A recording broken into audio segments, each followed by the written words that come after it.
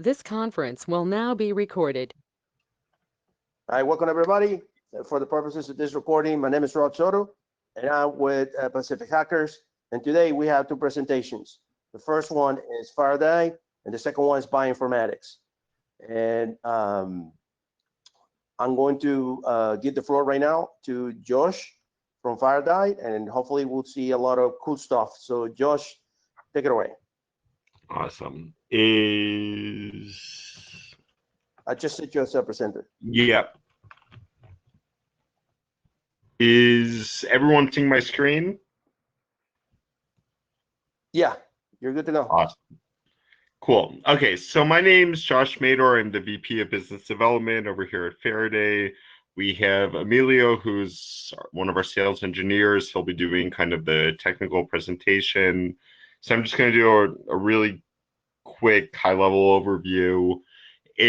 So Faraday, pretty much, we started as a consultancy company, kind of the whole gauntlet of offensive security services, pen testing, vuln assessments, red team services, code review, and on-site stuff when they let us. Sometimes we like to break things. And we research branch of the company as well. So we're looking for 0 days and trying to kind of be on the cutting edge, what's happening in the industry and everything. Pre-COVID, we've been Black Hat sponsors for 5 years. So we're going to all of those events. We're global sponsors before the pandemic hit, and we organized our own event in Argentina called Echo Party, which is really cool. So if you guys can ever make it down there, highly recommended. So we originally started making Faraday for our team internally, and we hated writing reports, so we wanted something to help with that. We've developed it a lot since then, because we kind of realized there's a gap in the market for something like this. So pretty much Faraday is a platform for collaborative penetration testing and vulnerability management. The idea is to be really flexible with your tooling. We have more than 80 supported plugins and a lot of open source stuff, a lot of commercial stuff, kind of the more the merrier. Get all your outputs from all those different tools, your scanners or whatever, your manual stuff into Faraday, standardize, centralize the information, kind of be able to sort of prioritize, what's happening for a specific project and everything, and then help automate different pain points, whether that be, report generation, different parts of the vulnerability management process, kicking off sort of routine scans. And pretty much the idea is, sort of to make your guys' lives easier. Okay, so now it's time for the demo. Can we give the presenter to Emilio now, Rod? Yeah. What are you at, Emilio? Thanks. Can you guys hear me okay? Yeah, hold on.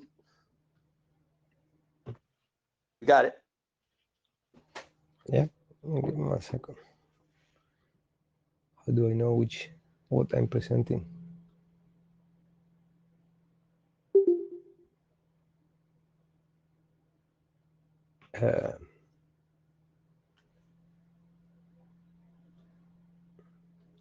Okay, I think he only allowed me to present tabs, not the whole screen. Okay.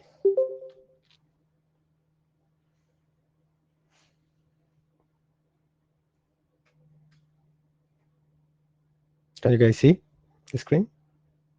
Yeah, you're good. You good? Oh, you cannot see me, right? No. I see the sign-in window, if that's what you want to show us. Yes. Okay, good. All right, let me start with the introduction. This is I'm just running in local instance of Faraday in my machine, but this is the GUI, which is a web interface.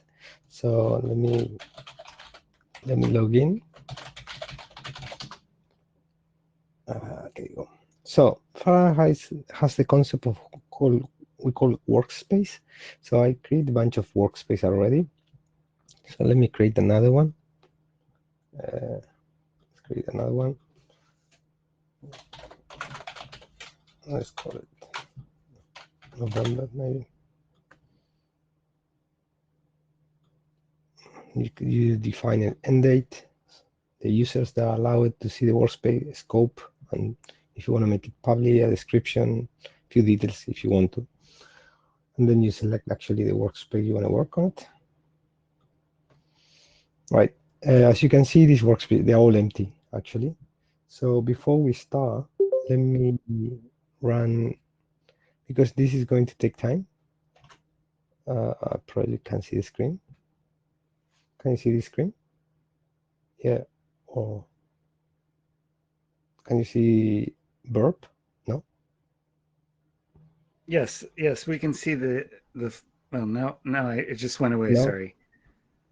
Sorry. I saw it, but then it just disappeared. Okay. Let me see if you can see it now again. Yes. Yeah. Okay, great. Yes. I'm pretty sure that everyone is aware burp is a tool is a proxy for audit, and it's very popular. So what we did here to integrate burp into Faraday is something called burp extenders, which are extensions that you can add. So we create a client in Java. So let me say, where is it? Burp. There you go. So let me first of all add this. It's an extension that you can add into burp. And now you have a tab called Faraday at the end. And then you can connect to it. And of course, I need to log in.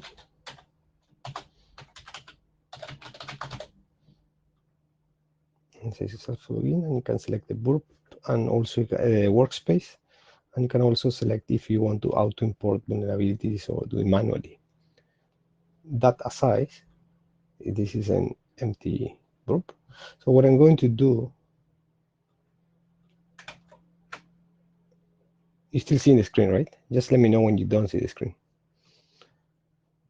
So because this takes time, I'm going to run an agent.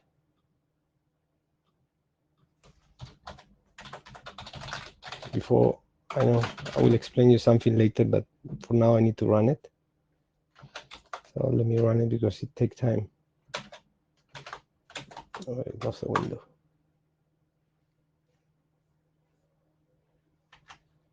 There you go. Okay, going back.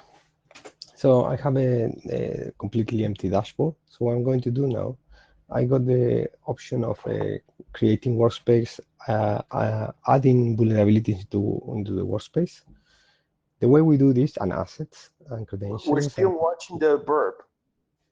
Okay. How do I change that? You may have to, yeah. Share, reshare. Mhm.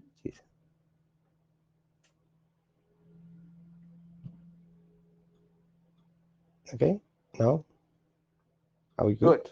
Yeah. Yeah, great. Okay, so we have the ability to actually import vulnerabilities from different tools like Nessus or different scanners or manual vulnerabilities. So this is multi-user as well.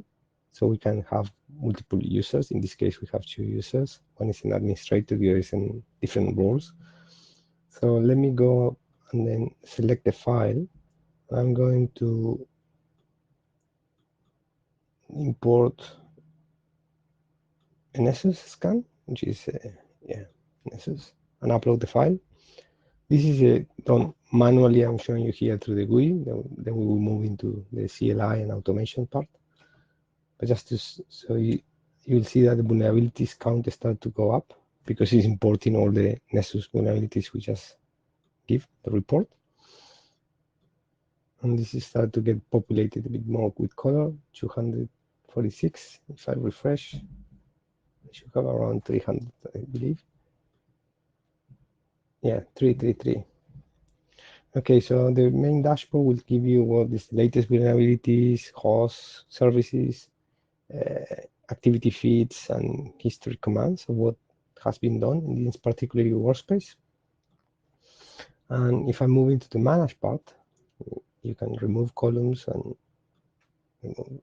order by, let's say, severity. Okay? Or you can also put confirm and confirm. There's a lot of features that you can actually add and remove columns, play with it. And if you go to the host parts, you will see the assets you have and how many services each has and vulnerabilities each has. And you can put descriptions, and there's a showdown search, some information, credentials. Also allow you to actually input credentials to share with your team, right? So this is kind of a quick overview how for example, you can aggregate them by severity if you want to, right? We put this in all pages. There you go.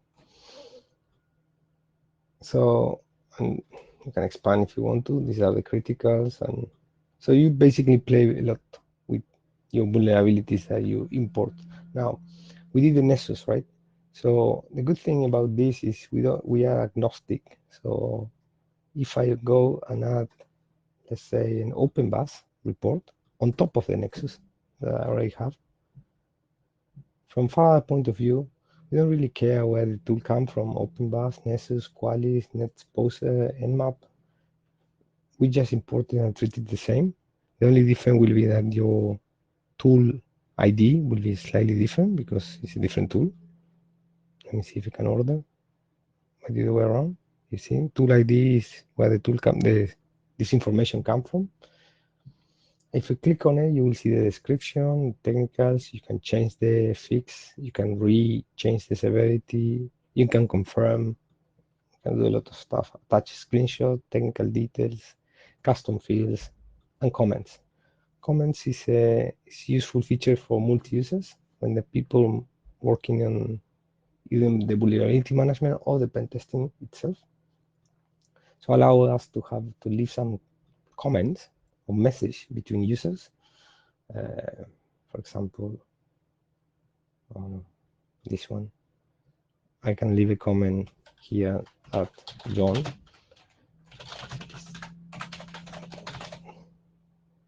And I change the severity to critical actually, and confirm this vulnerability because I'm sure it is, and it's simple to fix. I did all that, no? And they leave a comment. Now, if I go log out, login says John. All right, I think it was Nessus. Yeah, Nessus. So you can see here there's a 1 notification. That's because someone leave a comment to me with the @ So if I go click on it, and I can see the comments that someone leave to me, and so it's allow me to have an interact between teams, mainly when people is offline, online or different locations. So that's quite cool feature. Of course, the searching and playing with the editing and bull creation, etc., etc. So we also have the cool part, which is the reporting. So the reporting side, we can create a report. So I can choose a template, right? So for example, this is a generic template that we provide. You can customize the templates, basically docx format, and you can say,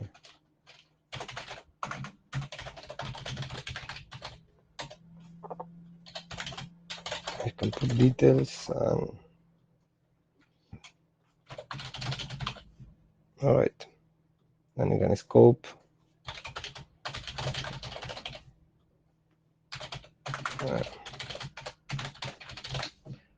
And you can also do the cool part is you can also put filters, which is on the tagging side or severity, or maybe you don't want to report on the 300.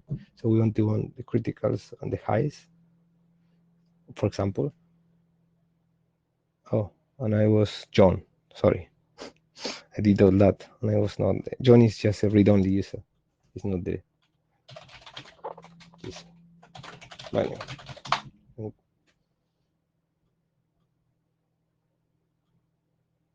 maybe there you go. Well, I'm not going to create it. I'm going to put the critical and the highs. This should open. This is going to be probably open maybe in a different tab. Let me see if I can. You guys see this? Oh, maybe yeah. Right. So this is how we also chose all the details will go here, and you can customize whatever you want. And we all decide to report on criticals and high only, right? And it will give you all the details of each vulnerability. So this is a way to automate reporting and pen testing. Okay, so we also have new features. So for example, we go to November. That's a new dashboard. Workspace. This has nothing on it. So let me show you how the features. Let's do a small Nessus import, and also operations. So in operation, no, this is feature is in settings. We have something called workflows in October. So workflows allow me to select specific details and take an action on it. So for example, let's go to vulnerabilities, and I have Nessus bring this, Nessus sync scanner. What I want to do, if I copy this and I click on it, yeah, click on it here now. Let's go rid of that ones, workflows. So I can make a workflow of October. So when there's a vulnerability and the name is equal to sync scanner, then the action will be, I already have defined an action called delete, save action, and create a workflow, right? And this is active on the workspace. So what this does is allow me to create a specific workflow for actions. So when I import data, when I have data on it, vulnerabilities, in this case, we will actually delete those things, right? So let me re-import and actually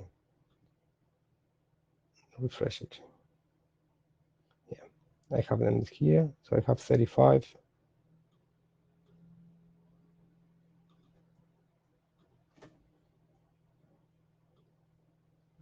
This should kick on.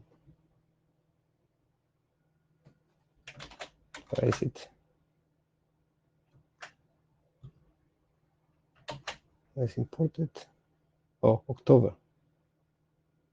Sorry, we created in October. So November, we didn't touch it, right? So let me go to October.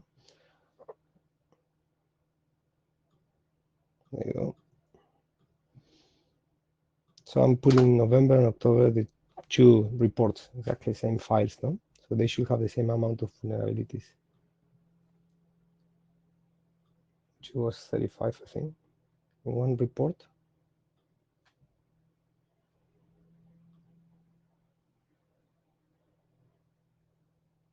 There you go. Here we can see that when it found the condition scanner, it will delete the object. So this is all the rules matching. So I only have 11 left. So now I can do inside, can do something called workspace comparison, which I can compare to workspace. And this will give me information about, for example, if I run every month scanners on the vulnerability management, I will see the difference of what happened and what did not happen between the months, amounts, details on the ports and servers, the host. In this case, there's only one host. So this is kind of how mainly the GUI works. Also, for example, if I go to a vulnerability particularly, oh no, this one, let me edit it. This one, and I can edit. Right, I can actually have something called knowledge base where I can put my own details about vulnerabilities. So if I close this, yes. If I mark it and I click here, create template, what this is going to do is from this vulnerability, it's going to create a template. So now if I go to knowledge base, I have a template, I think it was this one, which I can actually modify and put my own. This is, I don't know, high. I can put more explanation, I can put moderate. I can actually put different language if I want to. I can change the details. I can add reference. I can add policy creations, custom fields, details on it. Then what I'm going to do, Spanish as well.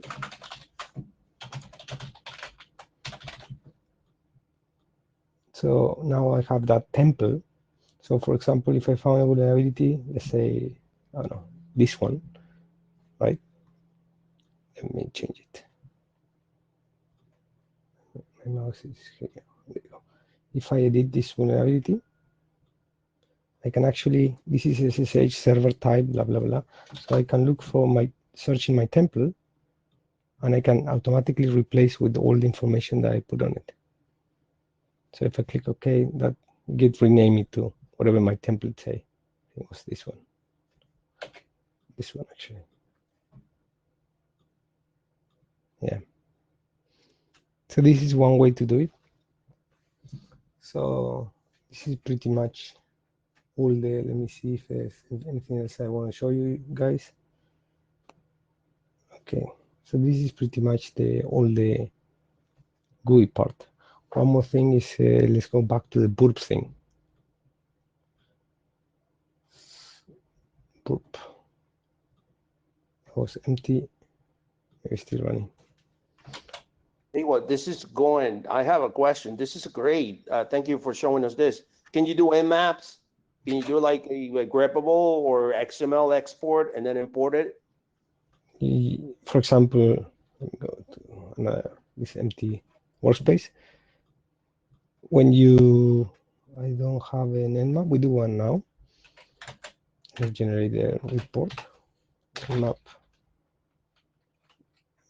Let me show you in the GUI, in the CLI, it will be easy for the nmap. But yes, you can import nmaps directly, files, XMLs from nmap and different tools, JSONs and XML. Some of them, for example, Open SAP actually is an XML. Some of them are OpenBus is an XML. Nuclei is a JSON, or Nabu is a JSON. So depend the tool. In case of nmap, is an XML as well. So depend the tool, you can import the format the tool provide you, but also you can export. And when you, this is your, for example, your workspace. This is for importing, but this is to export into CSV. So this will generate the CSV of the columns you decide to put or not to put, actually. You can add columns here or not. And whatever the columns are you displaying are the ones you can export into a CSV file. If, let's say, if you want to play and put with something else. Does it answer your question? Yeah, we do have Jim. Can the report be created automatically on Yes. index? Yeah, go ahead. Like to be honest, Yeah, thank running you. the tool. Thank you. The question is, can the executive summary, the part that you want the people that make decisions and don't have a lot of time to read the entire report read, can that ever be authored programmatically? Because I've been looking at GPT-3 and all the trillion parameter models that they've been trying to do to get generative. I don't think they're anywhere near. I don't think they will be anywhere near until we have like millions of kilobytes of quantum RAM. And right now we don't even have a single bit of quantum RAM. So my question is, do you always want to have a person, an individual person, or perhaps a person and their editor, maybe a larger group, I don't know, authoring the executive summary? Or do you believe that someday you will be able to make a computer program that can write a correct and informative executive summary for a pen testing report? Okay, that's a very good question. The way that I'm showing you the GUI, right? In the GUI, yes, this is humans interaction mainly. You actually write this stuff manually. What you can do is automate that writing, but you do need to have a template of what you want to write on it. Like all the pen test, the reports are going to be the same summary. If that's the case, or maybe some tags they can replace, some logic into it, you can definitely script it that, because we provide you a CLI, which I'm going to show you now, that allow you to generate reports through the CLI.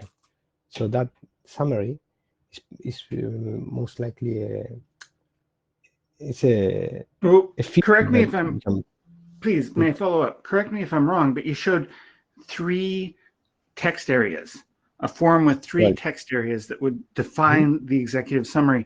And I think that yeah, there they are. This I'm going to take a screenshot of those so I can refer to them later if need be. But summary, conclusions, and recommendations, those are extremely important categories. But filling them out, I think if we ever turn over the responsibility of filling those out for pen testing reports or any other kind of security-based, cybersecurity or cybernetics kinds of recommendations, I think without a person proofreading them to make sure that they don't say something terrible like, let's maximize the number of paper clips, that's something that we want to prevent. And if we write a program that we believe can fill those fields out, maybe from templates or boilerplate or whatever, we still have to we have to guard against the possibility that it might say that someday a bug might occur and it might say, let's maximize the number of paper clips, and it would wreck the economy. Yes, I completely agree. It shouldn't be the pen tester works to do that. That's the reason we have called the template fields. But these come with the box, but you can customize whatever you want. So I will show you how these templates look. Give me 1 second. This is probably you can't see, right? No. Let me reshare this.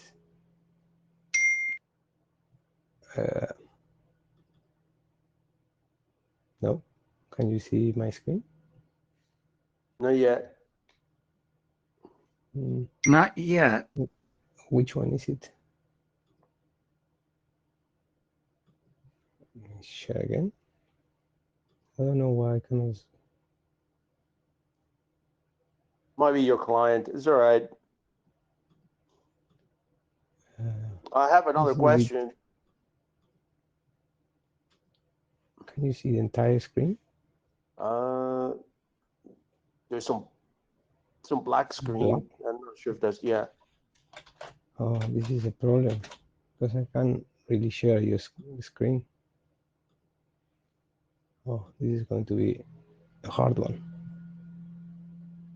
Well, I think the question answers itself. It's just obvious that if you write a program, whether it's a single template or a sophisticated program involving the idea of templates with string processing operations of any sort, then, even if it is a trillion parameter model like GPT-3++++, it's not going to be able to defend against the kinds of failures which would be equivalent to saying, let's make as many paper clips as we possibly can.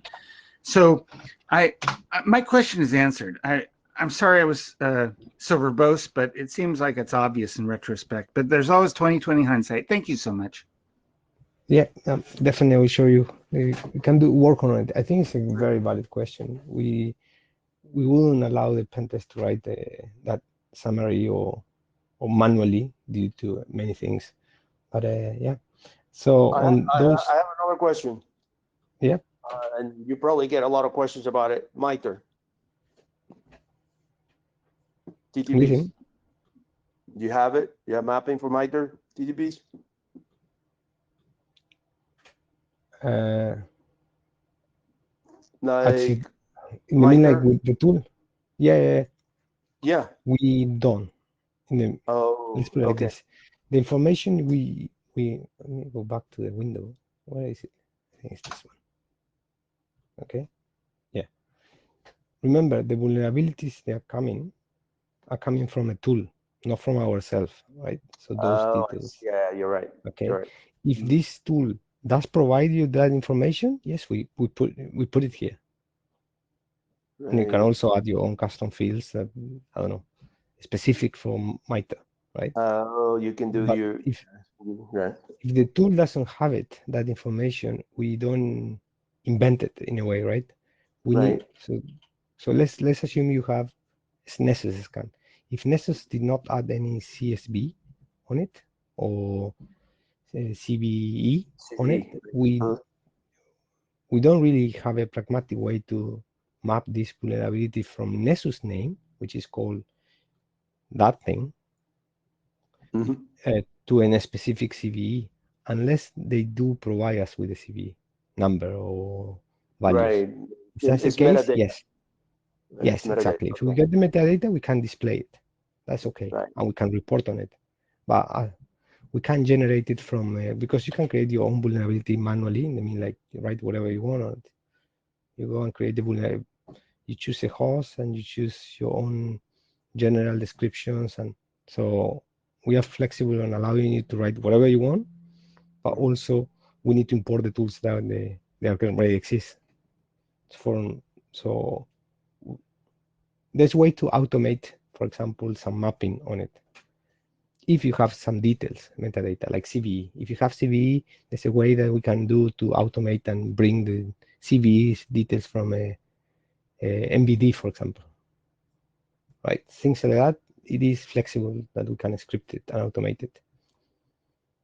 That's pretty cool, man. Thank you very much. And But then Could I just say, could yeah, I just say, when I said that a system, an automatic system, might recommend making a lot of paper clips, that's a technical term from the control problem peer-reviewed literature.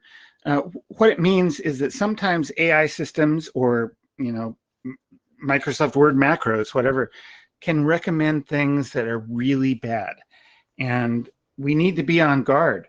All of us in this industry, whether we're black hats, white hats, gray hats, whatever, we need to make sure that we're not destroying everybody at the same time, right? I completely agree on that. There's different ways to tackle the problem. We will be looking into all sorts of ways to try to solve everyone's problems.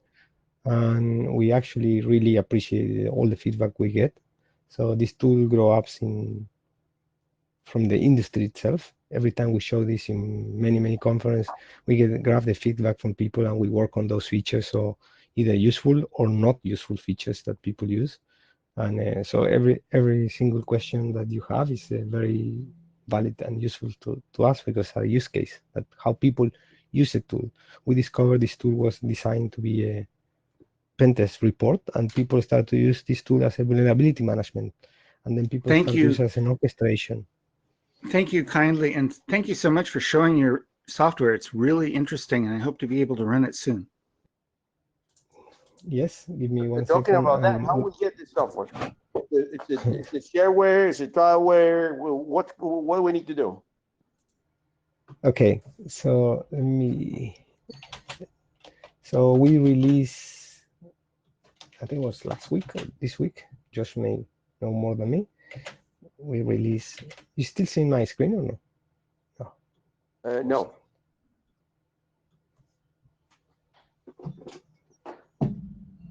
Chromium is not responding. Wait. What about now? No? No. I don't think we like it anymore. Let me see if I can. Perhaps you could just post your repo link to the chat. Yeah. Give me 1 second. There you go. I'm just joining in a different computer. So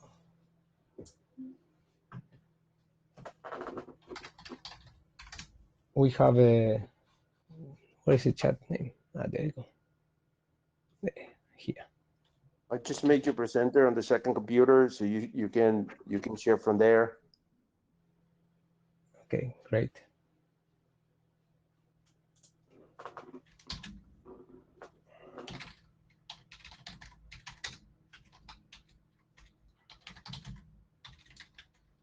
Let's see. This one. Let me see if you can share the screen. Yes, okay. So I think it should be the whole screen. Yeah. And this will be, if you go to our website, we released version 4. So we have the GitHub. This will be,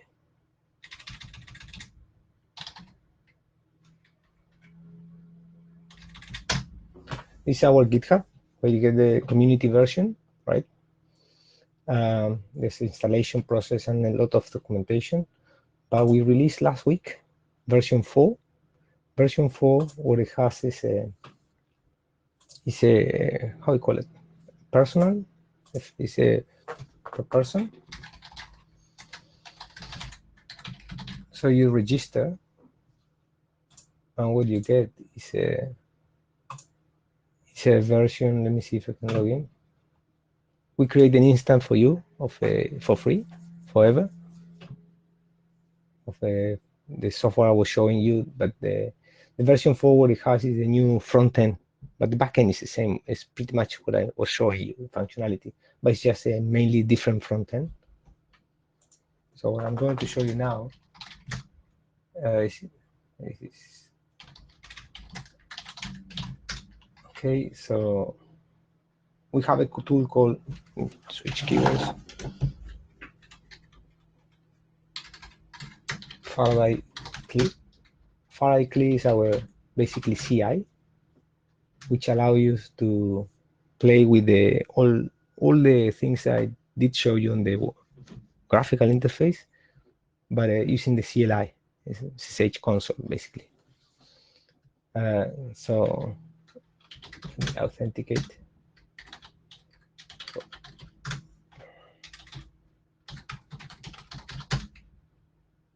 Okay, once you authenticate, you either can run it from a specific, for example, CLI command, and you tell the workspace like nuclei, I think was it, and you give a nuclei report, for example, this one. So you can run it like that. What it does is going to be sending that nuclei report into Faraday, for example, from a CLI. I have too many mouses. This one.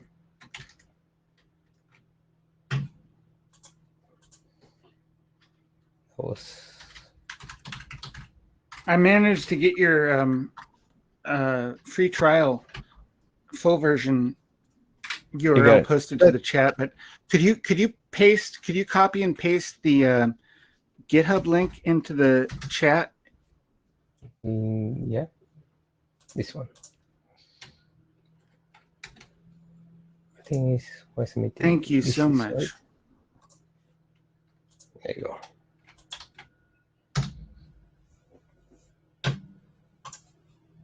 So now if I... That's fantastic. So good. Just to clarify on the free trial, it's not really a trial, it's a full version. So it doesn't expire. It's designed for individuals or small companies that they don't really have a security team, or it's very nice.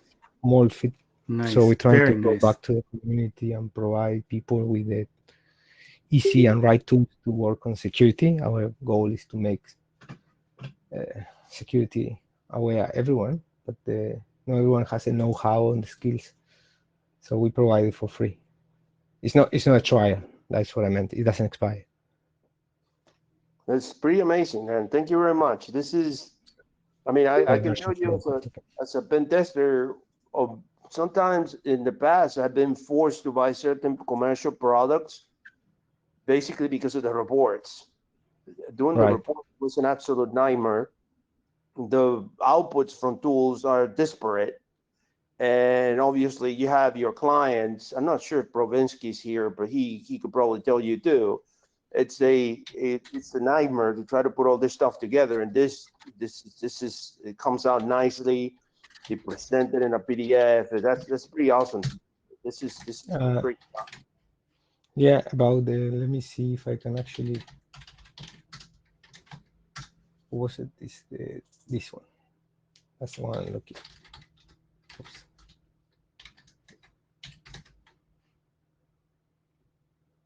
I think it's, I just want, this is curious in Japanese as a reason. The layout is different.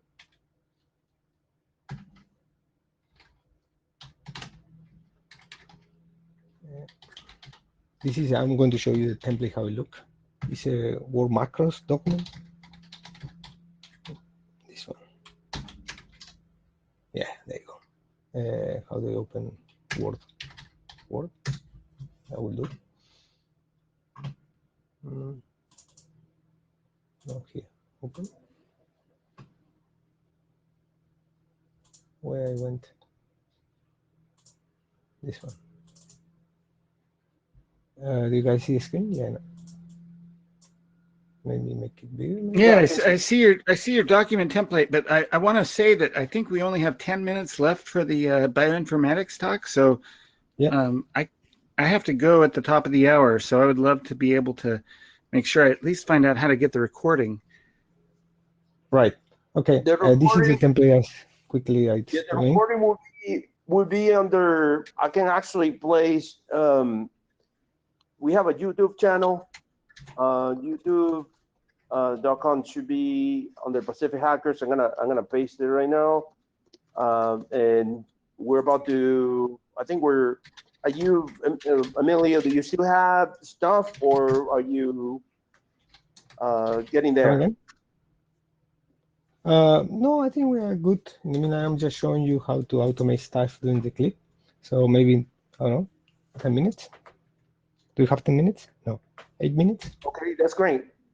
Any other questions? I just posted the link to the YouTube channel, and I will be posting this after we finish today. I will download the video from GoToMeeting, and then we'll post it. Wait, so if he's going to have 8 more minutes, then that means I don't get to do my talk today. Who's that? Adam? Yeah. How long is your talk? Well, you said that we only have 10 minutes left at all. No, dude. You can stay here for an hour. For an hour. Oh, okay. I'm sorry. All right. Yeah, no, don't worry, man. We're not gonna give you just 10 minutes to speak. Don't worry. We're gonna give you a full hour so you can. It was Jim who was saying that he needed to leave. Right. Adam, I apologize. That was me. I have to go at the top of the hour, but I'm gonna try and see if I can get out of that. Oh, okay. I was so confused and worried. No, man, don't worry. We'll give you get the floor. You get a full hour or more if you want. No problem. All right, Emilio. Whatever you want, close it up with. So this is the as I was saying you, I can't really see, it's too far. But anyway, so I can select workspace, select, for example, Nmap, right? That will just tell me that workspace I'm selecting.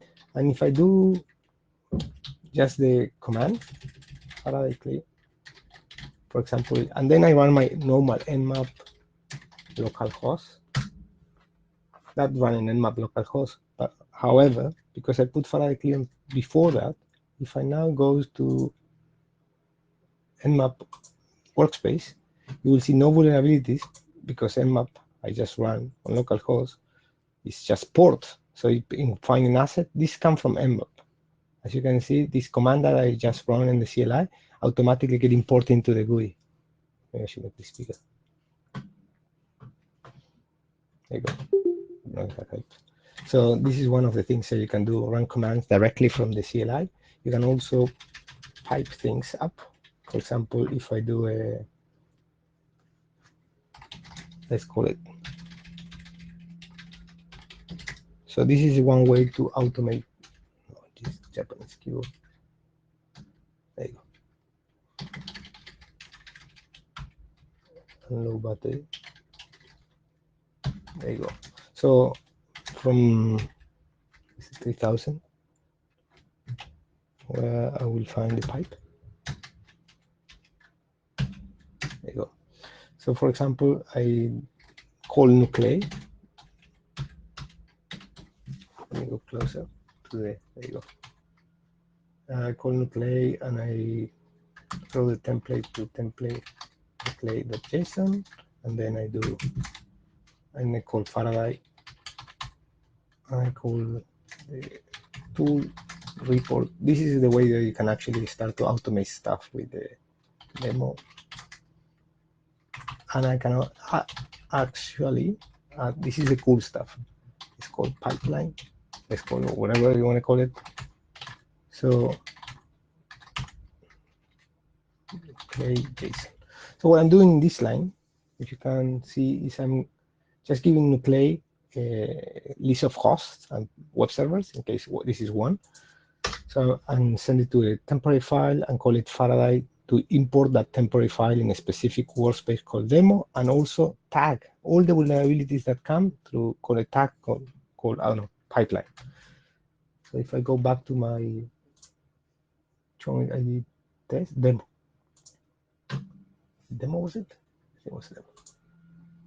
So this I don't know if you can really see it, but there's two tags, three tags.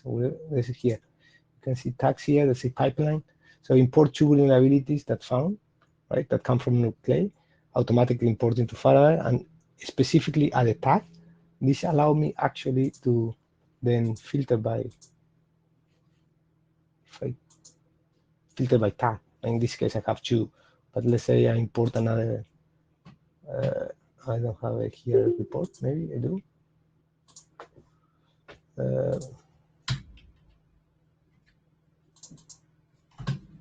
I don't know what's that report for. Hopefully it has some vulnerabilities on it. No, doesn't matter. I can always add it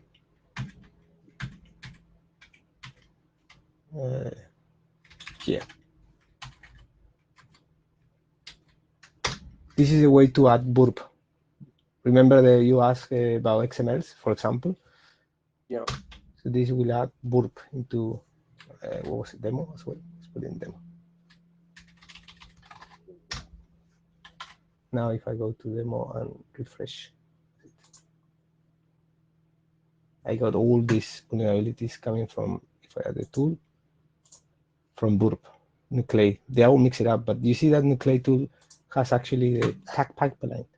That allows me to, when I do reports or whatever I want to do, I can use tags for filtering things. So that's one of the main features that we are cool. The last thing I want to show, if I have, what do I have? 2 minutes. For example, I want to do a Faraday clip.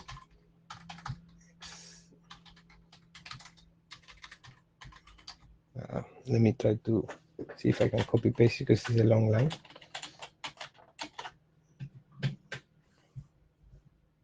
Just to make your life easier, right?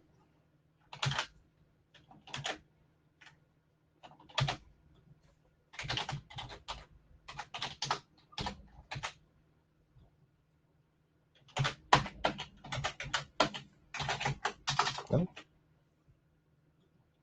Whatever you're typing, we're not seeing.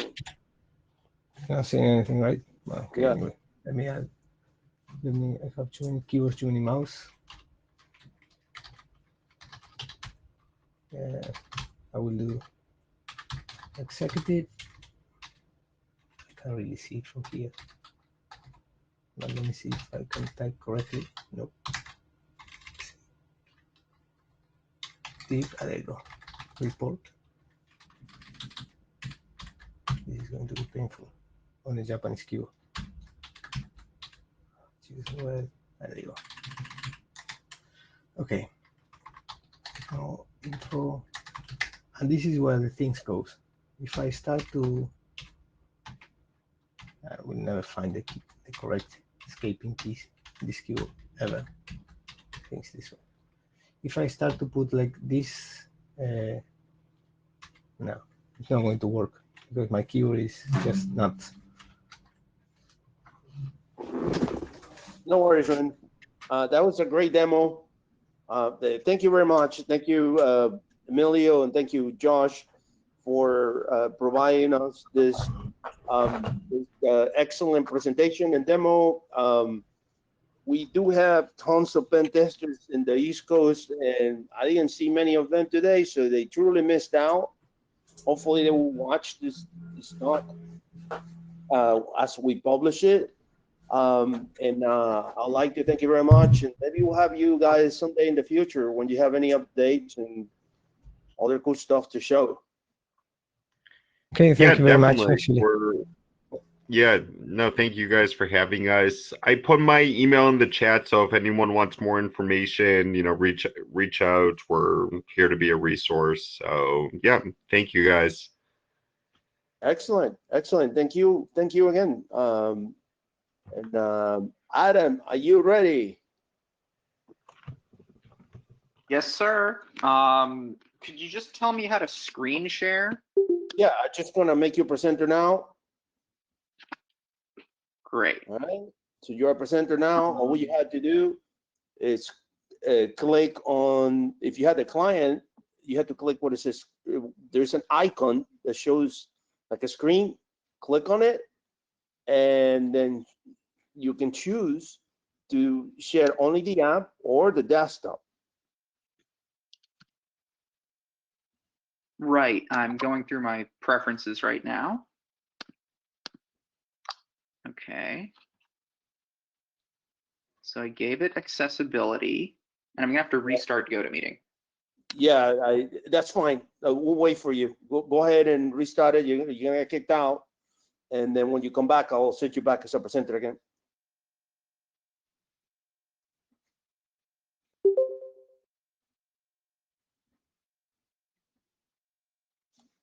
Okay. Hello. You're twice. Which one are you? There are two of me? Yeah, at one point. I just gave you presenter again.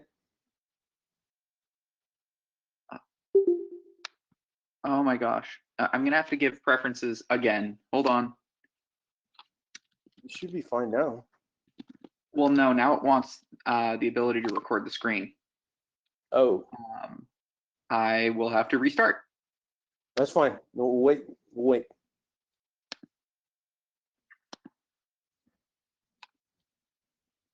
All right. So to all of you who are still there, and we're going to see Adam Finkel in just a minute. He's going to talk about bioinformatics. I'm looking forward to this talk. Remember, I put a link for the Discord. Keep in touch.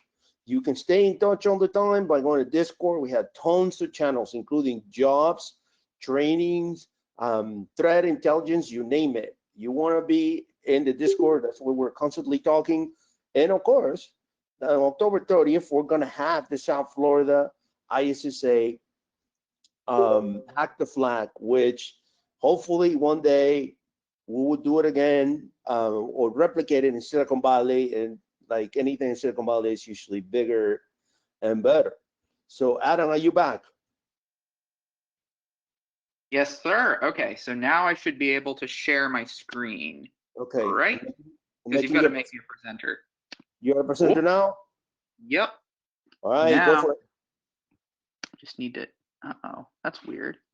Applications, maybe? Terminal, that's odd. You should be able to, what do you have, a Google Doc or? No, it's a Keynote. Oh. I've just never done this before. Okay, there we go. Okay. I'm gonna do that, and I can share the keynote. Looking good. Okay, can you guys see that? Yeah, excellent. Go for it. Awesome. So this is about a little bit more than bioinformatics. This is really about bringing the fourth industrial revolution to biotech R&D. And I'm really excited to tell you about the challenges that biotech R&D faces and the opportunity that we have now because the technology has finally come together for us to make biotech research and development much faster, cheaper, surer, and to be able to reach beyond what we have an exhaustive, fundamental, mechanistic explanation for, to be able to make things do what we want while still just treating them as a black box. And this framework that I've come up with to do that with the help of my friend Grace Reed is called Automatic Parallel Exploration of Systems, or APES. And yes, we chose that name deliberately. And so the basic idea is to experiment, model, optimize, and repeat. So here's the status quo of biotech R&D. There's a very long time to market.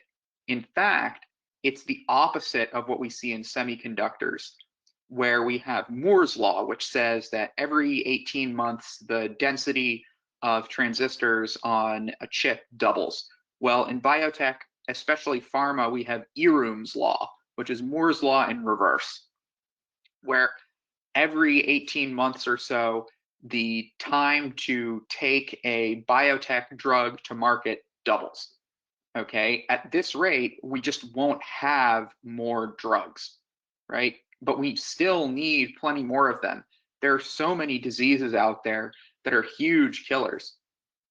I mean, just look at COVID, for example. It was a hugely expensive effort to make the vaccine, but we've still got Parkinson's, Alzheimer's, lung disease, heart disease, and those aren't individual diseases, but whole categories of illness, right? So it's really important that we start treating these more quickly because people are suffering and dying every single minute of every single day. Okay, if you've ever watched a clock tick, that's about how often somebody dies. Okay, so if we ever want to beat the Grim Reaper, we are going to have to go a lot faster than we have been because it seems like we'll never get there. Now, in business, time is money, and in biotech, it's no different. Turning dollars into discoveries runs up a huge bill. You wouldn't believe it, but the idea of the underpaid scientist is largely limited to academia. In industry, you can make quite a pretty penny as a research scientist, and you're going to need plenty of them to bring a drug to market or a synthetic biology product to market. And then you're going to need support staff, everything that you would need in a regular business: legal, accounting, HR, sales, marketing. It all adds up. And the longer that you have to wait in that vulnerable early stage of preclinical development before you get that momentum behind you, the easier it is to say, well, I guess the research just didn't turn up anything viable. Looks like we're going to have to close up shop. And then it's not a question of when, but a question of if. And that brings me to the third point, where we have lots of overruns, delays, and failure in the biotech industry. Eroom's law is claiming plenty of businesses and startups, and so that limits opportunities. It is very hard to get people to take you seriously now because biotechies have gotten so paranoid.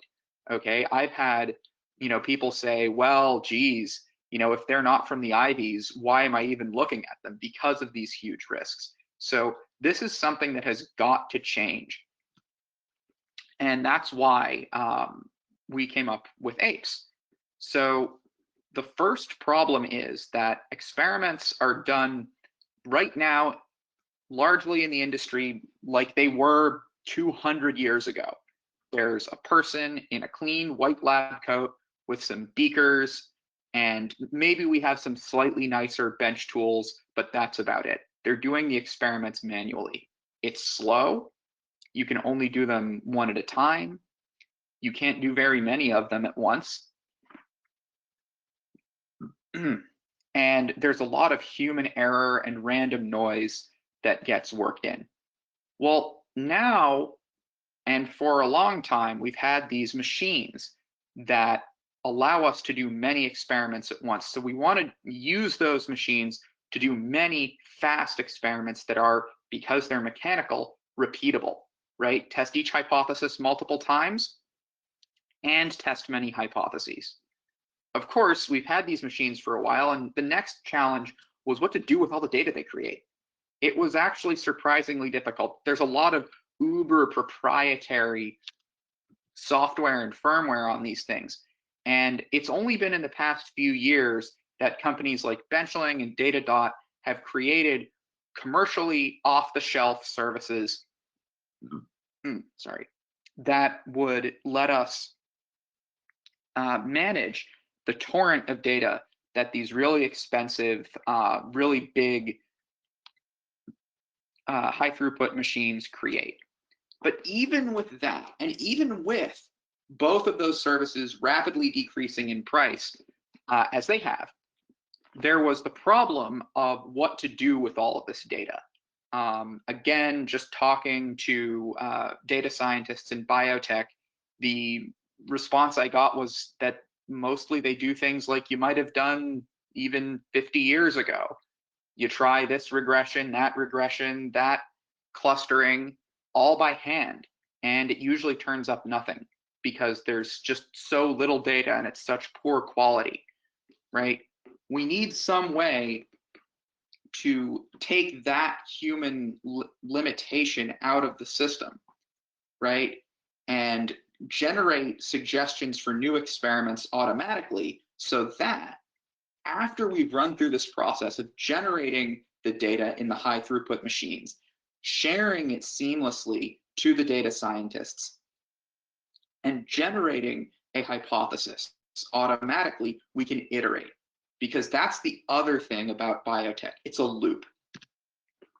It goes around and around and around, as you can see, right?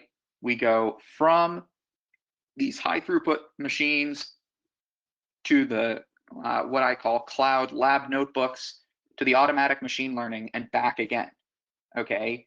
Each time refining what we're accomplishing, right? Getting closer and closer to discovery. Now, let's talk a little bit more about when to use this, all right?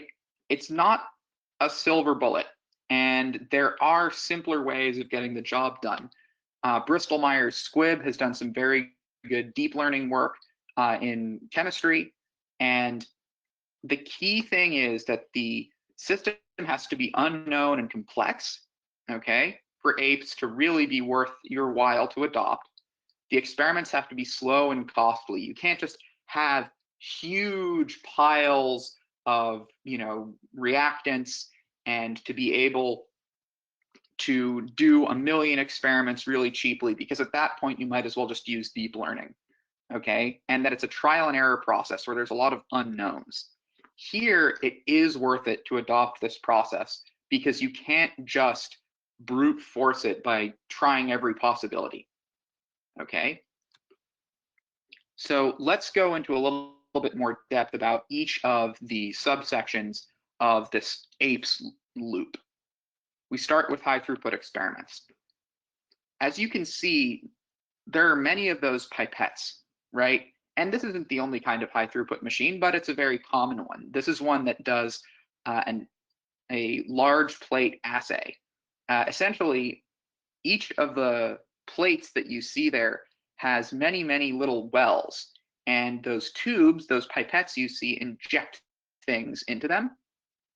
And then some reaction ensues. Maybe you're putting yeast cells into agar jelly and the cells multiply and you see what they make because you're trying to get the yeast to make biofuel for you, okay? And so you can see that these machines allow you to have many trials at once. It's not just one person with one of those pipettes and one little well that they're just trying to squirt stuff into. This thing runs really fast. It can do each of those plates in under a second. The equipment is completely automated, so it's consistent. And even though you do still have to pay, even at the low end, a few grand for a machine like this, the unit cost of an experiment, especially once you have plonked down the cash, is very, very low. So there's no longer a barrier to running a lot of them as long as you can afford the reagents. And furthermore, not only can you test many possibilities, but you can test each one many times to make sure that positive or negative results aren't just flukes. Now let's talk about the cloud lab notebooks, step 2 in this process. They let you share data and notes seamlessly. So everything from saying, well, what was the concentration of hydrochloric acid in this well, to, oops, I jerked the machine when it was working. I think this data set might be a little skewed. All of it just works. And that is the promise, and it does deliver. It is dead simple to use. We have tried Benchling. It is amazing. We haven't tried Datadot, but I'm pretty sure they're going to do a good job of it too. And the key thing here is that they are automatic, especially Datadot will just suck the data right off your high throughput machines and put it on the cloud, where you can go manipulate it with cloud lab notebooks like Benchling. And they will work with standard software. They're available completely off the shelf. You don't need any special training. It's not some complicated contract thing. It's a lot more like honestly using a Jupyter notebook than anything else. It's not even like trying to work with some cloud provider. It's not even that complicated, okay? And finally, the pièce de résistance. So this automated machine learning, right? The big hurdle here has been the small size and high dimensionality of biological data. And it wasn't known whether we could do ML on it, but thanks to the tireless efforts of people from a consortium of national laboratories in the US, we have developed an algorithm that will crack what is called the small n problem. It models the biological system, suggests new trials, and works without having to understand the underlying system. It treats it as a black box and just looks at the inputs that you have and the outputs that you want, and it will find things that humans just can't because it considers so many things at once. So let's take a look at an example from the paper that was published when the national laboratories came out with the automatic recommendation tool, okay? They used it for several things. One of them was to brew hoppy beer. So to brew beer, you have sugar and yeast in a deoxygenated environment, right? And you're going to have carbon dioxide and alcohol come out of it. Now, just a quick question here. Is there any way that I can minimize? I guess not. Okay. So as you can see, this gets really, really complicated. You have DNA, transcription, RNA, translation, protein, and on. And you have all these equations and simulation outputs. It's really difficult to just model this thing as some, y equals mx plus b linear situation, right? So the way that APES helps is that it doesn't have to deal with all of that complexity, right? It just finds the relationship between outputs and inputs, right? All you need to figure out is how to get the biggest byproduct yield of this metabolic process that already exists in the yeast, but that you have created some edit to, right? You've modified the yeast's DNA to produce a different byproduct, right? And you verify this in the wet lab, right? Where you create Franken yeast with a different number of protein regulators. So those control how much of a certain protein is expressed, right? Those are your inputs. If you have, depending on whether they promote or inhibit the expression of the protein, you're going to have a different amount of it expressed, and that's going to affect the metabolic process, and so the byproduct that you're looking for. And then you grow the Franken yeast in batches, recording the data into your cell database. So that's where we were talking about the high throughput experiments. Imagine having a whole bunch of this Franken yeast, all in slightly different strains that you've engineered, and you have a dozen examples of it in each row of that assay plate, and being able to try all of them at once without having to spend all day in the lab setting everything up, right? Now, if the data differs from the prediction, you can make the simulation match and try again. So the idea is that you can feed this information back into this small n machine learning tool called ART, the automatic recommendation tool, and it will learn from its mistakes, right? Now, if you've got matching data, you've got a new vector to transfect into Chinese hamster ovaries. I will not go into the details of those so much, but you can obviously do more with this than just brewing yourself some beer. You can also grow monoclonal antibodies, okay? So a monoclonal antibody, what is that? Well, monoclonal means that they are all cloned from the single cell, right? There's just one common ancestor that they have, right? And they are designed to bind to one target.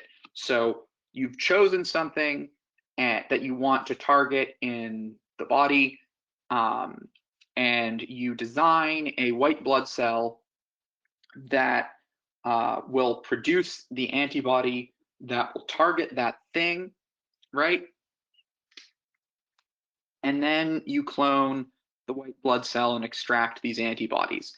And the crazy thing is that you can get the antibodies to stick to just about anything.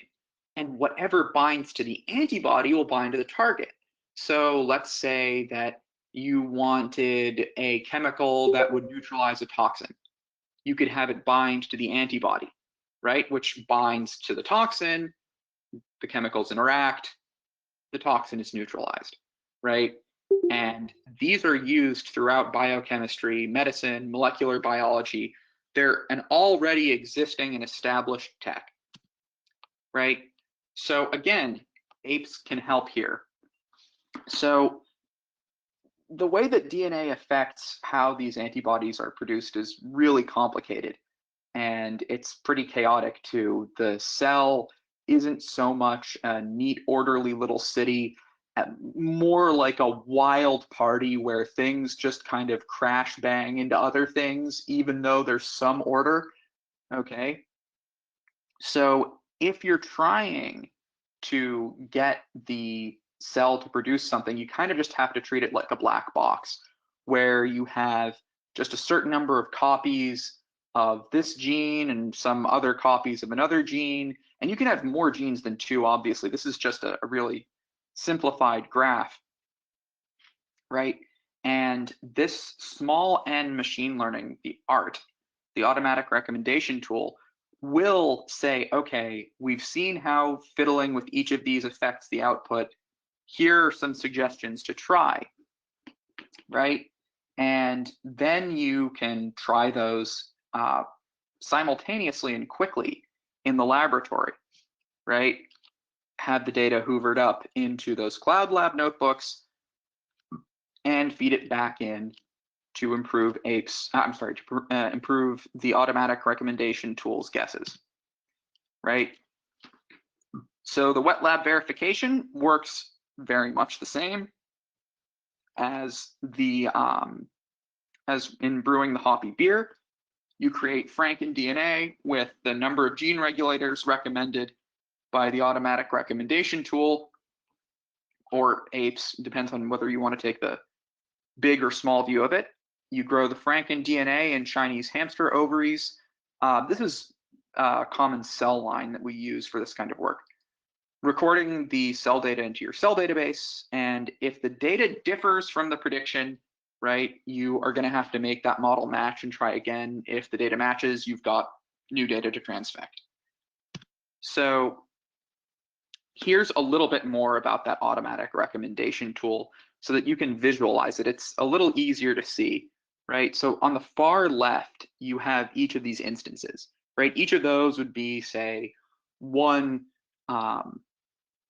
row of trials in that big assay machine, right? And you have a different set of inputs, right? And these could be anything. Proteomics, so that's about protein. Transcriptomics, which is about the transcription of DNA into RNA. Promoter combinations, media components, you name it. And each of those has an associated response. You feed all of that into ART. And remember, you're not going to get flukes because you're trying this many, many times at once, right? And it gives you, right, through this artificial intelligence, recommendations for what you should do next, right? And you can see that little graph there, and that's what you try in the lab, right? Now, how does the automatic recommendation tool work? Well, for all of you ML heads out there, it combines a priori knowledge and data, which is the stuff that you know going in, right? You happen to know that the system works in such and such a way, that, you know, this is how the experiments were set up, et cetera, et cetera. And then it does something pretty incredible. Rather than taking a deep learning approach of using a whole bunch of data to try to almost brute force its way toward the truth, it tries every traditional machine learning model at once, essentially. And the thing about traditional machine learning models is they're not as good as deep learning, but they're much more robust. They don't need nearly as much data to give you a good recommendation. They can fail if they don't get a data set that they like. But in general, if you get a whole bunch of them, many of them will succeed.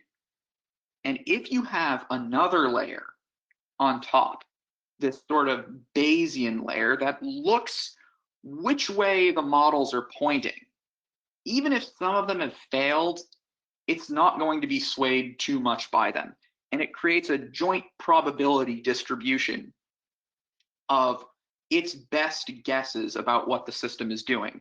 And those are the ones that you try in the lab after it optimizes them, right? If it guesses that, you know, tweaking such and such gene is going to make the cell produce more beer, right, or more monoclonal antibody that you want, right, then it will crank that gene up for its next recommendation. And as you can see, we don't need to have a breakthrough in fundamental biology to deliver some sort of full mechanistic explanation of what's going on. It's entirely a black box approach, and that's all enabled by something called TPOT. Okay, it automates model selection. So you have to get the raw data yourself. That's coming from the cloud lab notebooks that are being fed by the high throughput experiments. Yes, you're going to need to do some data cleaning too.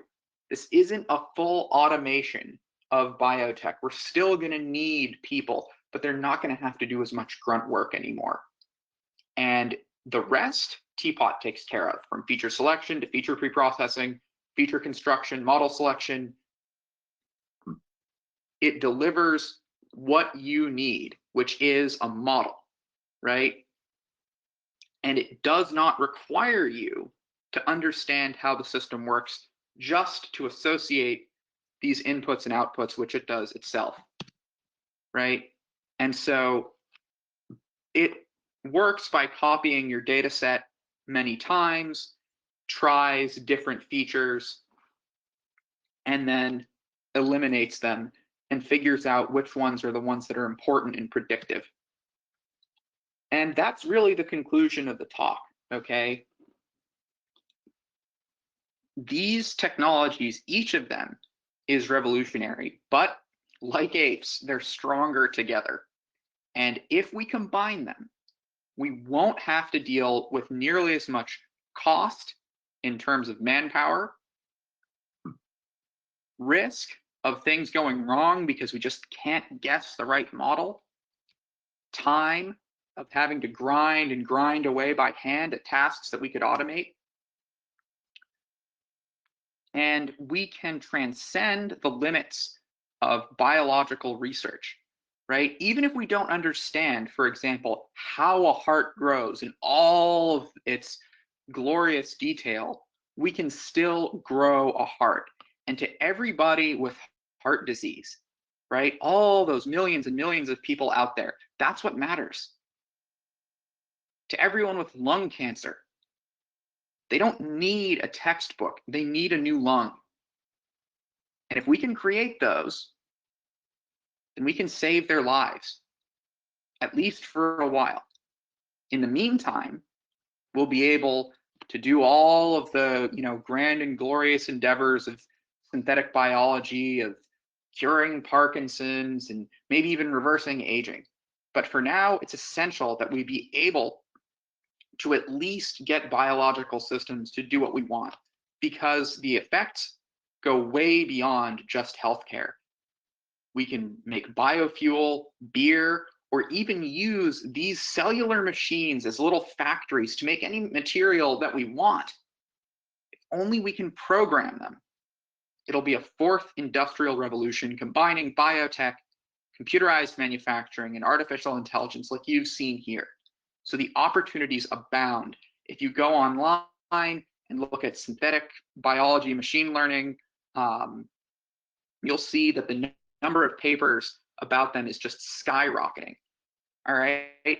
And what we are most trying to do is build a community around this and just start talking about it. Because we, Grace and I, and everyone who's working with us, want to know what the specific challenges are, because we founded a company to try to make it happen for biotech companies.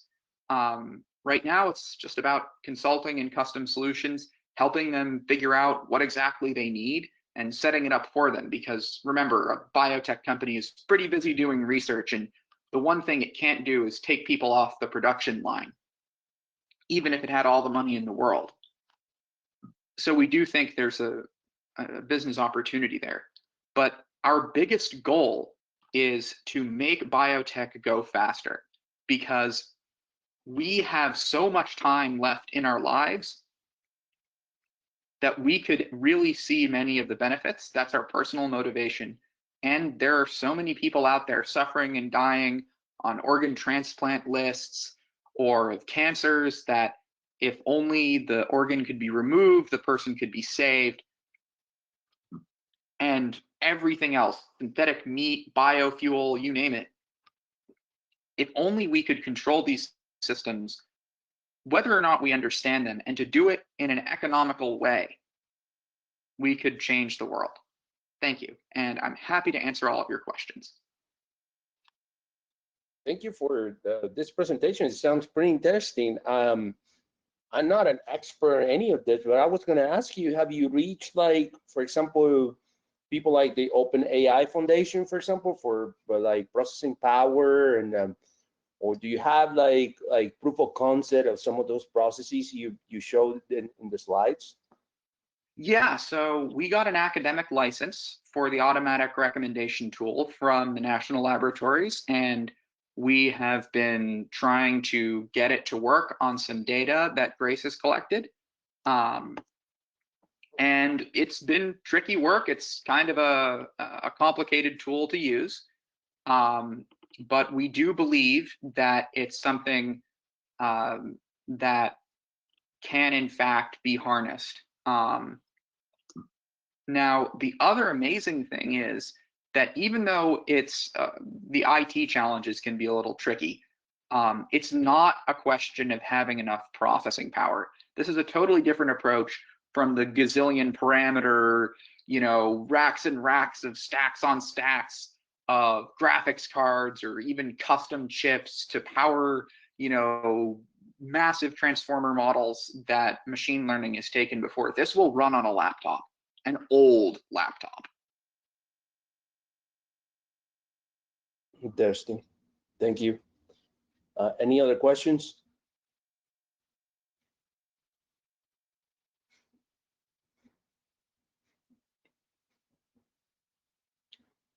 No more questions? Anything else you want to tell us? Actually, I have one more quick. Yeah. Interesting talk. So this is part of my industry.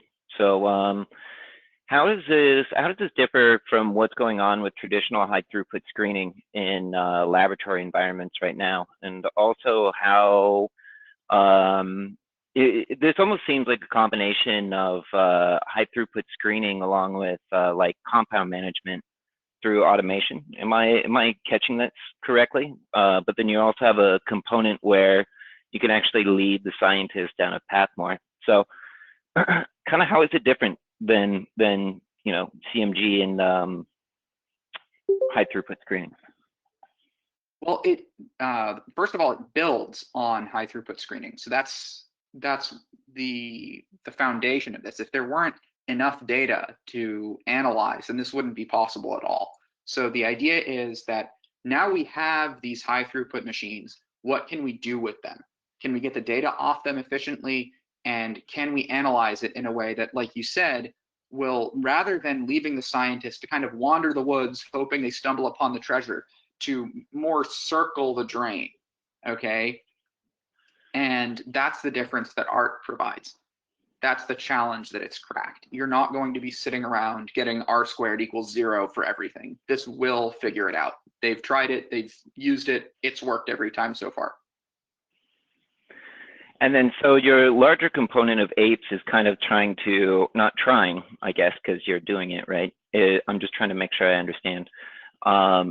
Where you're trying to tie these kind of disparate systems together, and to be able to provide people with clear data points more rapidly.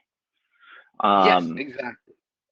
Great. So what institutions have you partnered with? You said that you have some licensing with National Institute of Science. Mm-hmm. Yeah, so that it's Agile Biofoundry that we got the art license from. And so far we've just been doing things on our own because, I mean, for one thing, I've had to learn a heck of a lot about biotech. Had to, every month I was getting my mind blown and going, oh, it's this, it's that, it's the other thing.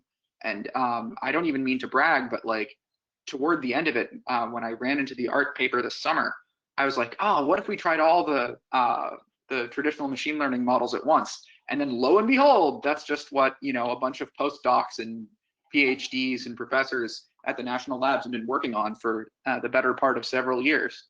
So the whole field is kind of in flux, and it would be tremendous to be able to partner with some institutions, and that is what we're looking for. There's to further complement that, there's also a big push right now in lab automation to do cloud labs, right? Where everything's completely done by robots, where they dump to AWS buckets and stuff like this. I would think that would kind of be a perfect fit for this, right? We have our little cloud labs. We say we want to run these chemicals, against these compounds. We want to look for these reactions. It's all done by machines, no more human mistakes. And then the scientists can then easily get that data all from their cloud lab notebooks. That's pretty exciting stuff. Thank you. Yeah, that's exactly the dream. Yes. The idea is that you literally just log in to a website and you say, I want to do this, this, and the other thing. And all you have to do is every so often you get a little buzz push notification on your phone. And it's like, do these suggestions seem reasonable? Yes or no? And, the lab kind of runs itself. Now, obviously, it's going to be a heck of a lot more complicated than that. The devil is always in the details. That's why, you know, we've got one guy who wants to work with us, and he's in lab ops. So I would love to talk with you some more about this. I'm available all the time. Why don't I leave my LinkedIn in the chat for you? Please do. Great. Any other questions? Are you Zifty, by the way, guy who was just talking? No. Loki. This is a sheet. Oh, you're Loki. Never mind. Okay.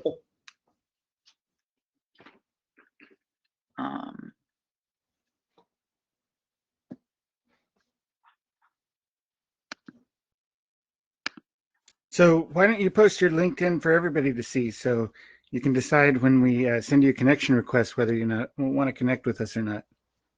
Yep, that's just what I'm doing right now. I've been spent the past moment or two wrestling with GoToMeeting because I almost never use this platform. So I'm very confused. I was trying to find my mouse, figure out where the like little box to input things is. Usually I use Zoom. If you want to check out the company website, it's here too. We have a Twitter. You can also show, yeah, just share it on your screen, and we'll. Oh, sure, yeah. New private window. Can you guys see me right now? No, your screen is all white. right. The screen that you're sharing is all white, so I don't know if it's the right window or device or whatever. How about meow? No? No, you have to share again.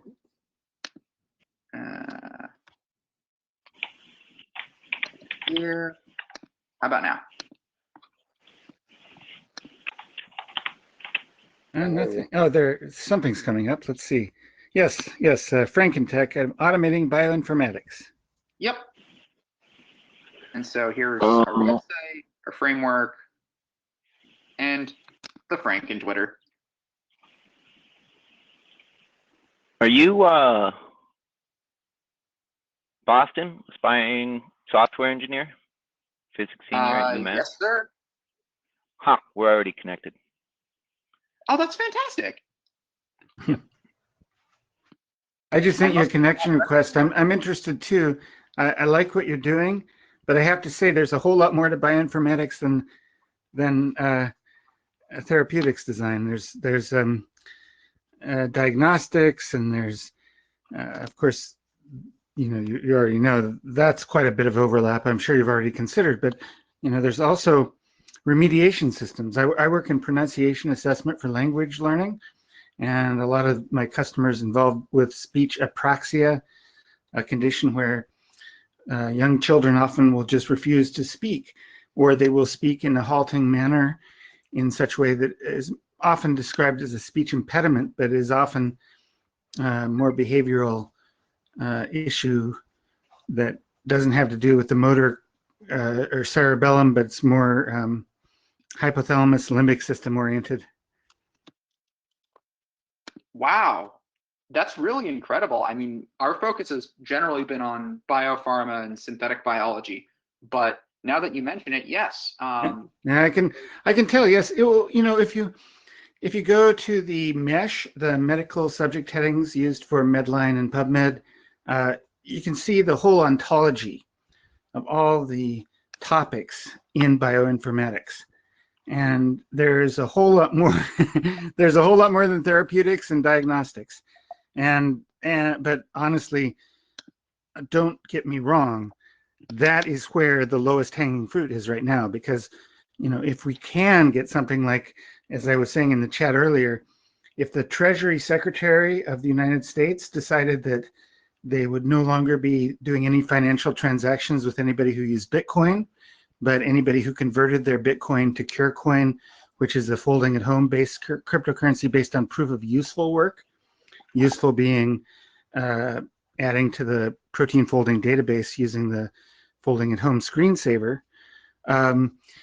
then it would make it so much easier for everybody who's trying to design antibodies or an algorithm that was trying to optimize an antibody, or somebody's trying to design vaccines, or an algorithm is trying to optimize the possibility that a vaccine might work.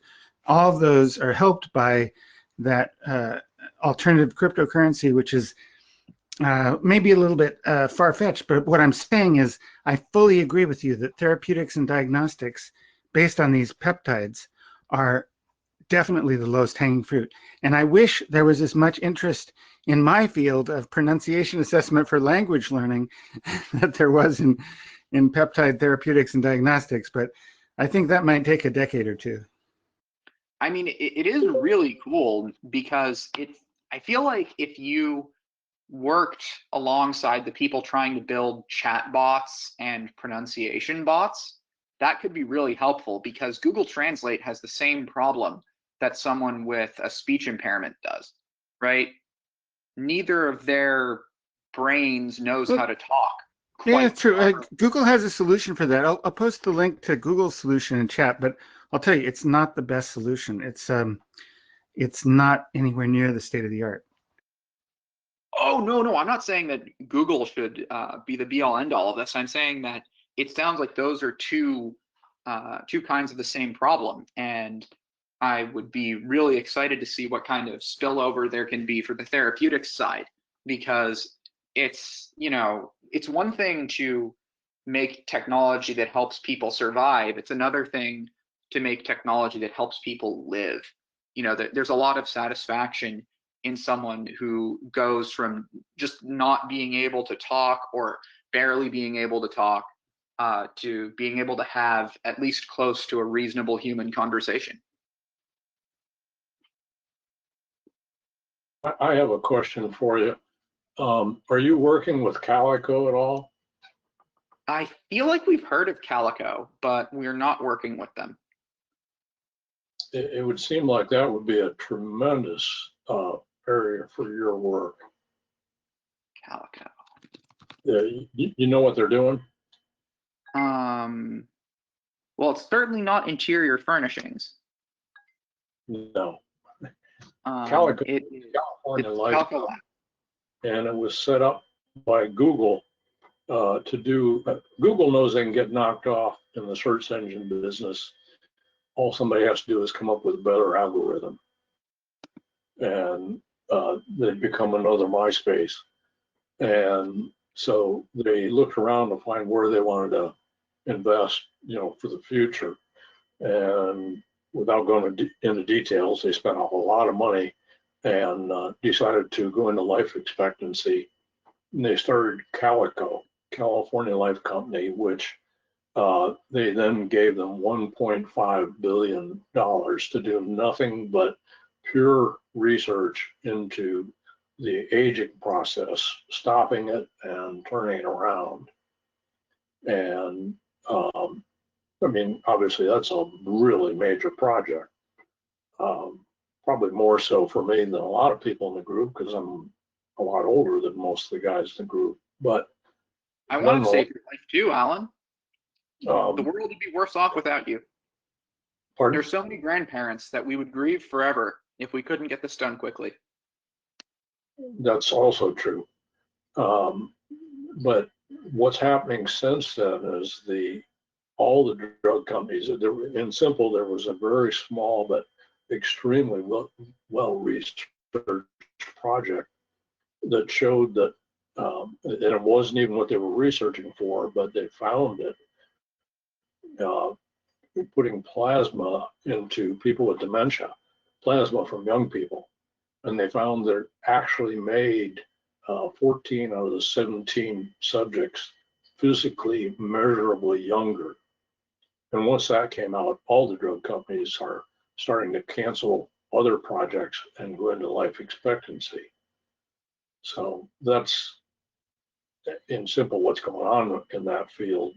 And $1.5 billion, it takes $1 billion to $5 billion, sometimes 6, 7, to create a new drug in general. Some may get lucky and do obviously less than $1 billion, but $1.5 billion in pure research, they're going to come up with something, and they're, for all intents and purposes, they're what you might call the state of the art at this point. And that's why I'm asking you.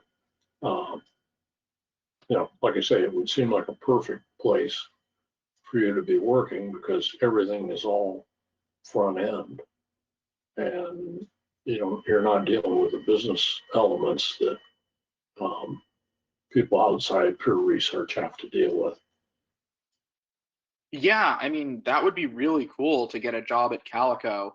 I can only imagine the hiring requirements there would be pretty steep, though.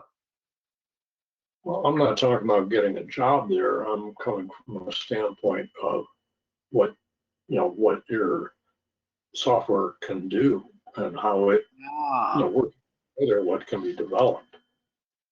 Yeah. Since they're Oh, sorry. Someone else was saying Loki.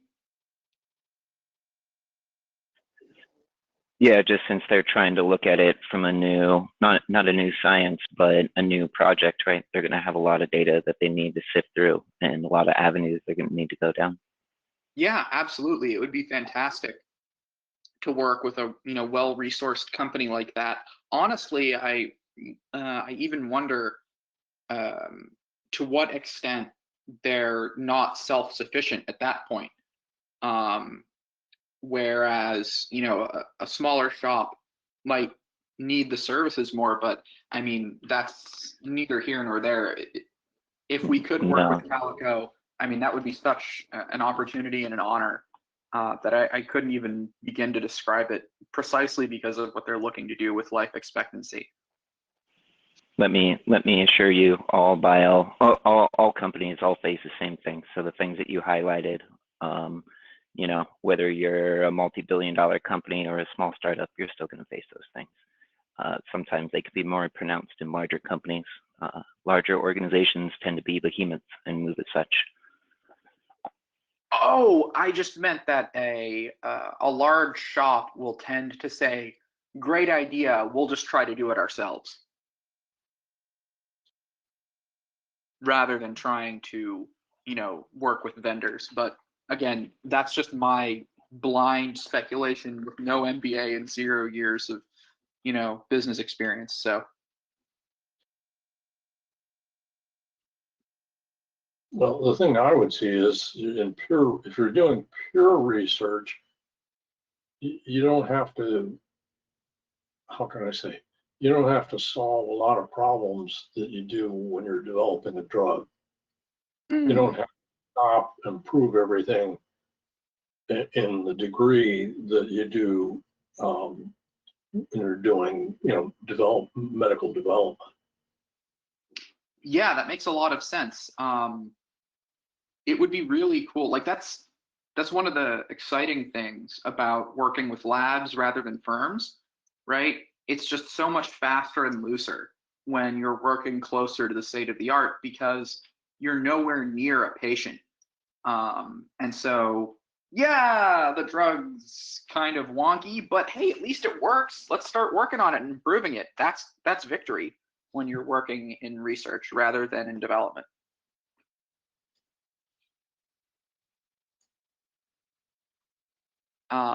It would be tremendously helpful if any of you happen to know anyone in those labs or anyone like that. It doesn't have to even be the size of Calico, but if you guys know anyone in that space, we are very much open to referrals. Well, you know, so for the last 3 years, they've had a requirement that anything that gets done in that space has to be pre-registered. They've stopped allowing people to report any kind of tests, such as the qualification trials that they have at the FDA, for example. Those all have to be pre-registered. So there's a registry of all of the tests, and you can just go through all the experiments that's been registered, and you can see which organizations are doing that, and you can see which ones are most likely to be helped by your technology. I will see whether I can post that into chat. I tell you, I've been having some trouble with some of my image links on chat, but I'll I'll try to get that one for you, the pre-registry. Heck, send it to me on LinkedIn so it doesn't just disappear when the meeting closes. Oh yeah, sure, I will do that as well. Thank you.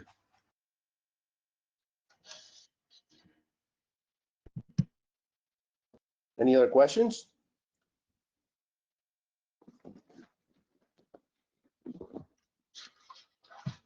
Okay, if there are no other questions, I posted a invite to the Discord so you guys can join, keep in touch. Today has been outstanding. Thank you very much. Emilio, thank you very much. Adam, this is the idea of this meetups to bring up these conversations, and I think this is great for everybody. So I thank you very much, and I will see you soon. Right, right. Thank Cheers. you.